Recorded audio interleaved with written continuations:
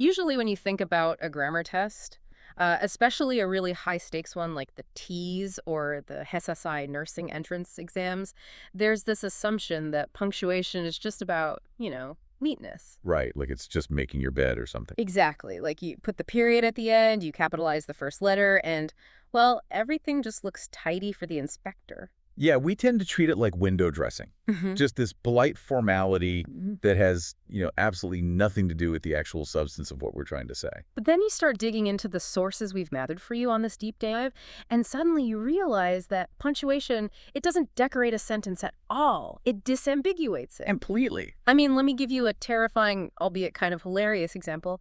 Think of that old viral internet meme. You know the one, let's eat grandma? Oh, yeah, the classic difference between a polite dinner invitation Yeah. and cannibalism. Right. Just one single comma, the Yeah. exact same words in the exact same order. But without the comma, grandma is the grammatical object of the verb. Like, she is the thing being eaten. Right. Whereas with the comma, she's the person being spoken to. The comma literally physically separates the action from the audience. What's fascinating here is that punctuation acts as a structural, load-bearing wall in our language. If you pull it out, the entire meaning of the house just collapses. Absolutely. So, welcome to today's deep dive. We are taking a massive stack of exam prep sources on punctuation rules, specifically tailored for you if you're prepping for a nursing career, and we are decoding them. Which is so needed. Our mission today is to figure out how these little marks actually function. We're looking at historical linguistics, multi-million-dollar legal case studies, the psychological evolution of text messaging, and why missing a semicolon could literally alter a medical outcome. Because the stakes really are incredibly high. The same 11 words can mean two completely opposite things entirely based on where a comma falls. I mean, it alters the syntax, it shifts the semantics, and in a hospital setting, it can completely change a doctor's orders. It's scary stuff. So to understand why English punctuation feels so frustratingly rigid today, especially, when you're staring down a multiple choice exam, we actually have to look at why it was invented in the first place. And spoiler alert, it was not invented for grammar. No, not at all. For centuries, punctuation was purely a rhetorical system. Rhetorical, like for speaking. Exactly. It was essentially a set of performance notes for the stage, designed to tell someone how a text should sound when read aloud. Let's wind the clock way back to the ancient world then. Ancient Greek and Latin were written in a style called scriptio continua. Right, which sounds fancy, but Yeah, it was basically a continuous stream of capital letters with absolutely no spaces, no periods, no commas between the words. I was trying to picture what this would look like for a modern reader and imagine trying to study a really dense anatomy textbook, but every single paragraph looks like one giant unbroken Twitter hashtag. oh, it was visually overwhelming. And you have to remember the context of the time, right? Reading wasn't a silent, solitary activity you did alone in a library. Right, they read out loud. Right, it was a public performance. Orators had to read these hashtag-like texts aloud to crowds. They had to figure out on the fly where one word ended and another began. Sounds like trying to listen to someone talk without ever taking a breath. Somebody had to give these public speakers a break. And that savior was Aristophanes of Byzantium, around 200 BCE. So he was the head of the Library of Alexandria, and he got so frustrated with this unbroken text that he invented the first known system of punctuation for Greek manuscripts. He created a system of dots that were placed high, middle, or low on the line. Right. The sources refer to these as the comma, the colon, and the periodos. Yeah, and those dots indicated short, medium, and long pauses, but their sole purpose was just to help public readers know where to take a breath before they passed out. It was entirely about the rhythm of the human voice. Okay, let's unpack this. Because if Aristophanes just invented dots for breathing, why on earth do we call it grammar today? I mean, that sounds like sheet music. It has nothing to do with whether a sentence is a dependent or independent clause. And you've hit on the exact reason punctuation rules feel so confusing today. We are literally using a 2,200-year-old system of breathing marks to do a modern grammatical job. Wow. The real turning point was the invention of the printing press. So for about 1,000 years after Aristophanes, punctuation was completely chaotic. It depended entirely on the whims of whatever monk or scribe was copying the manuscript by hand. Right, but you can't have chaos when you're mass-producing books. Precisely the problem faced by the Venetian printer Aldus Manutius in the 1490s. Manutius, okay. He needed standardized type, Printed book going to 1,000 different cities, couldn't rely on a live reader's vocal judgment. So Manutius needed reproducible rules. His printing house basically popularized the comma in its modern form. And in 1494, he printed the very first known semicolon. Wait, he just pulled the semicolon out of thin air? Well, he recognized a gap in the ancient Greek pause hierarchy. He needed something to mark a pause that was, longer than a comma but shorter than a colon. So he just smashed the two together. That's wild. And that actually brings up a broader concept from our sources that you'll definitely see on your exams, which is orthography. Right, orthography. Orthography is the overarching system of writing conventions. So it includes correct spelling, hyphenation, capitalization, and symbol use. Punctuation is just one specific branch of orthography. The printing press standardized that entire system. Standardized it, yes, but the strict rules of syntax, the actual rules governing sentence structure, came even later. When was that? In the 1640s, people like the playwright Ben Jonson and later Robert Lowth in 1762, they started writing these highly influential English grammar books. They were prescriptivists. Which introduces another crucial exam concept, prescriptive versus descriptive grammar. So descriptive grammar just observes how people naturally speak, right? It's flexible. But prescriptive grammar is about enforcing top-down rules of how language should be used. Exactly. Ben Jonson and Robert Lowth were the ultimate prescriptivists. They took this ancient, breath-based, rhetorical tradition and layered incredibly rigid syntactic rules on top of it. Making it super complicated. Right. They decided that punctuation must signal grammatical boundaries, like clauses and phrases, completely, regardless of how the sentence actually sounds out loud. And that prescriptive legacy is exactly why you lose points on a nursing exam today. Because the test doesn't care how you speak. It cares how you apply the rules of syntax. So let's talk about how punctuation actually functions on the page as a tool of syntax. Well, at its core, written language suffers from a massive deficit. It lacks prosody. Prosody being the pitch, the dramatic pauses, the stress you put on certain syllables when you're angry or excited. Exactly. When we talk, my tone of voice tells you where my ideas begin and end. But on a flat piece of paper, punctuation has to act as the silent stand-in for all of that prosody. This brings up arguably the biggest misconception we found in the exam prep materials. I was taught from middle school onward to just put a comma wherever I would naturally pause when I'm speaking. Yeah, and relying on that rule is the fastest way to fail the syntax questions on the TEAS or HESI. Seriously? Yeah, that pause rule is a leftover habit from Aristophanes. Today, modern English punctuation is governed by grammatical structure, not your lung capacity. So if I naturally pause for dramatic effect in the middle of a sentence, I shouldn't just throw a comma in there. Absolutely not. Plenty of grammatically necessary commas do not correspond to a spoken pause whatsoever. And conversely, plenty of natural spoken pauses do not require a comma. You have to break the habit of listening to your breath and start looking at the structural mechanics of the sentence. Okay, let's break down those mechanics then. According to the sources, there are 3 core mechanisms doing almost all the heavy lifting. The first is separating. This includes your commas, semicolons, and periods. They divide a sentence into digestible functional chunks. Right, and the second mechanism is enclosing. This involves parentheses, dashes, and commas when they are used in pairs. They bracket off secondary or interrupting information from the main flow of the sentence. And the third is indicating relationship or ownership. This is your colons, which basically act as a drum roll to announce that what follows explains what came before, and your apostrophes. Yeah, exactly. Let's make these mechanisms really concrete, starting with enclosing. The sources highlight a massive pitfall here involving restrictive versus non-restrictive clauses. Oh, this is vital for nursing documentation. Let's analyze a sentence. Say we have, nurses who skip hand hygiene risk spreading infection. Notice there are no commas in that sentence. Right. Because there are no commas, the clause who skip hand hygiene restricts the subject. It tells us that only some nurses, specifically the ones who skip hand washing, risk spreading infection. The information is essential to the meaning of the sentence. Now let's deploy our enclosing mechanism. Let's put commas around that exact same clause. Nurses who skip hand hygiene risk spreading infection. Oh wow, the meaning totally flips. It does. Now, it reads like a non-essential, slightly insulting aside. It grammatically claims that all nurses skip hand hygiene, and oh, by the way, they risk spreading infection. Yes. The commas transformed a specific restrictive safety warning into a sweeping, offensive generalization. When you enclose a clause in commas, you are signaling to the reader, you don't need this information to know who I'm talking about. It's just extra background. Which proves that if you misuse those enclosing tools in a policy manual or, a patient chart, you aren't just making a stylistic error, you are changing the factual reality of the document. Exactly. This leads us directly into what happens when you misuse the separating tools. Enter the most common error students make, the comma splice. Ugh, the dreaded comma splice. Yeah. It occurs when you try to join two independent clauses with nothing but a flimsy comma. Let's define that term really quick. An independent clause is a phrase that has a subject and a verb and can stand entirely alone as a complete thought, like, the patient's blood pressure dropped. Right. Now imagine a second independent clause. Yeah. The doctor ordered 5 fluids. Both of those are complete sentences.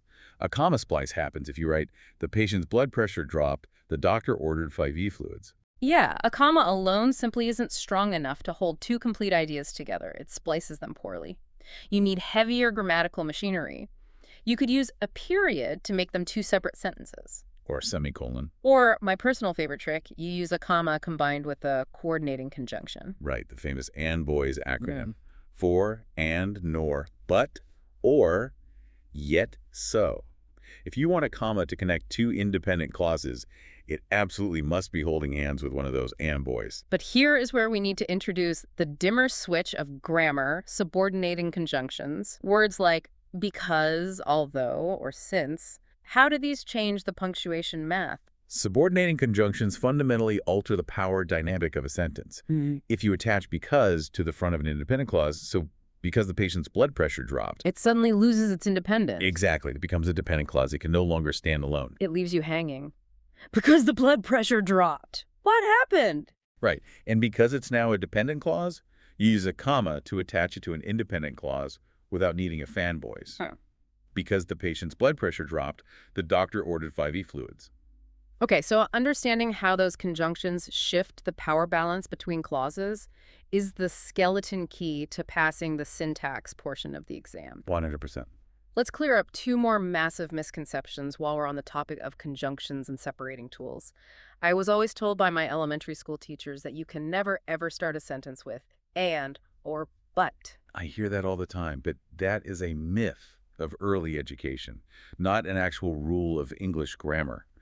Teachers enforce that stylistic preference just to stop young writers from drafting endless sentence fragments. That makes sense. Yeah, but professional writers, journalists, and even the translators of the King James Bible start sentences with coordinating conjunctions constantly. Interesting. Okay, another myth involves the greengrocer's apostrophe. You see this everywhere in grocery stores, a sign that says bananas for sale with an apostrophe S. Oh, that one hurts to look at.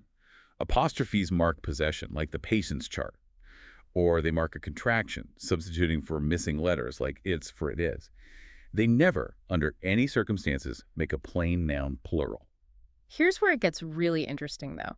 We've talked about rigid, prescriptive rules. But there is one piece of punctuation that sparks genuine, vitriolic debate among professional writers: the semicolon wars. Oh, yes. No punctuation mark is as polarizing as the semicolon. I have to read this quote from the novelist Kurt Vonnegut. He despised them. He wrote, "Do not use semicolons. They are transvestite hermaphrodites representing absolutely nothing. All they do is show you've been to college." Tell us how you really feel, Kurt. And he wasn't alone in that. Cormac McCarthy famously stripped his prose of semicolons, arguing that heavy punctuation just creates clutter and gets in the reader's way. So if legendary authors refuse to use them, why do nursing students have to memorize their rules for a standardized test? If we connect this to the bigger picture, literary fiction is not academic or professional writing. In a clinical setting or a research paper, the semicolon is an incredibly precise tool. It allows you to join two closely related independent clauses without the heavy, jarring stop of a period. Right. It acts as connective tissue, signaling to the reader that these two thoughts are intimately, logically linked. The debate between Vonnegut and academic style guides isn't really about right or wrong grammar. It's a stylistic rift. But if you try to use a comma where a semicolon belongs on your exam, you aren't making a bold stylistic choice. You're just creating a comma splice. Exactly. And stylistic debates might sound like academic snobbery, but our sources highlight that these arguments have massive real-world and massive financial consequences. Which brings us to the $5 million comma, the ultimate argument for the Oxford comma. Right, also known as the serial comma. This is the comma placed immediately before the final and or in a list of 3 or more items. Think of the phrase red, white, and blue. The Oxford comma comes right after white. And style guides are sharply divided on this. The Chicago Manual of Style and the APA require it. The Associated Press, which most newspapers follow, says to omit it to save space unless it's strictly needed for clarity. Well, the Oakhurst dairy case in Maine is the ultimate proof that you should probably just always use it to avoid disaster. Such a crazy case. This was a massive overtime lawsuit that dragged through the courts from 2014 all the way to 2018, and it all hinged on how a single sentence in state law was parsed. Yeah, so Maine had an overtime law that exempted certain types of work from getting time and a half pay. It exempted workers involved in, quote, the canning, processing, preserving, freezing, drying, marketing, storing, packing for shipment or distribution of perishable foods. Pay very close attention to the end of that list. Packing for shipment or distribution. There is no comma before or distribution. Because that Oxford comma was missing, the delivery drivers for Oakhurst Dairy sued for years of back pay. Wait, they sued over a comma? Pretty much. The drivers argued that because there was no comma separating them, packing for shipment or distribution was a single compound activity. They argued the law only exempted workers who actually packed things. You either packed for shipment or you packed for distribution. But the drivers themselves didn't pack anything, right? Their only job was to distribute the milk. So based on the syntax, the grammar of the sentence, they argued they were not exempt from the overtime law.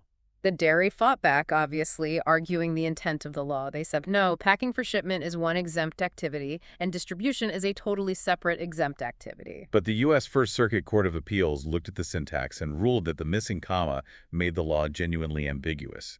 And since labor laws are typically construed liberally in favor of employees, the court ruled for the drivers. A single absent dot of ink cost the dairy a $5 million settlement. Unbelievable. It perfectly echoes the joke Lynn Truss used for the title of her famous grammar book, Eats, Shoots, and Leaves. Oh, the panda joke. I love this one. A panda walks into a bar, eats a sandwich, pulls out a gun, fires it in the air, and walks toward the door. The bartender screams, "Why did you do that?" The panda tosses him a badly punctuated wildlife manual. The bartender reads the entry. Panda, large, black and white, bear-like mammal, eats, shoots, and leaves. It's brilliant. Without the comma after eats, the sentence just lists a panda's diet, right? Yeah. Bamboo shoots and leaves. But with the comma inserted, it transforms the panda from an herbivore into an armed robber, making a hasty exit. Punctuation dictates reality, but what's really fascinating from our research is that this isn't just a historical or legal phenomenon. The way we interpret punctuation is evolving right now on our smartphones. Yeah, we looked at a 2015 study by psychologist Celia Klenn at Binghamton University.